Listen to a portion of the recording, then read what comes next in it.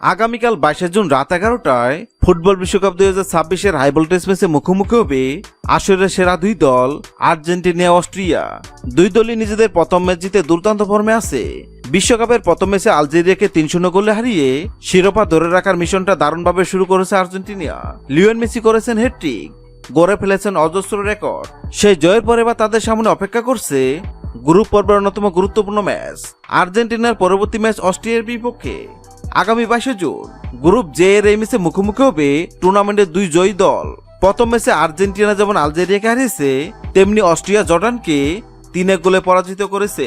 Head to head পরিসংখ্যানে দুই দল এখন পর্যন্ত মোট দুইবার মুখোমুখি হয়েছে। এর মধ্যে আর্জেন্টিনা জিতেছে একটিতে এবং একটি ম্যাচ ড্র হয়েছে। ফুটবল বিশ্বের অন্যতম সফল দল আর্জেন্টিনা এখন পর্যন্ত 3বার শিরোপা গড়ে তুলেছে। এবার তাদের লক্ষ্য চতুর্থ শিরোপা জয়।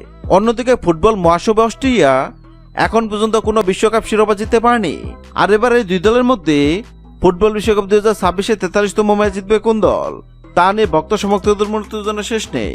আর এবারে দুই দলের মধ্যে ফুটবল বিশ্বকাপ 2026-এ 43তম ম্যাচ জিতবে কোন দল, সেটি নিয়ে ভবিষ্যৎবাণী করলো জ্যোতিষী বিড়াল। জ্যোতিষী বিড়ালের সামনে আর্জেন্টিনা অস্ট্রেলিয়ার পতাকা রাখা হয়, আর জ্যোতিষী বিড়াল আর্জেন্টিনার পতাকা তুলে এবং এটাও জানিয়ে দেয় ফুটবল বিশ্বকাপ 2026-এ 43তম ম্যাচ জিতবে আর্জেন্টিনা। হ্যাঁ দর্শক, আপনাদেরকে বলছে, আপনাদের মনে হয় ফুটবল বিশ্বকাপ 2026-এ 43তম ম্যাচে আর্জেন্টিনাকে অস্ট্রেলিয়া কোন দল জিতবে? অবশ্যই কমেন্ট করে জানাবেন। ভিডিওটি ভালো লাগলে লাইক দিবেন এবং সাবস্ক্রাইব করে আমাদের চ্যানেলের সঙ্গে থাকবেন। ভিডিওটি দেখার জন্য আপনাকে অসংখ্য ধন্যবাদ।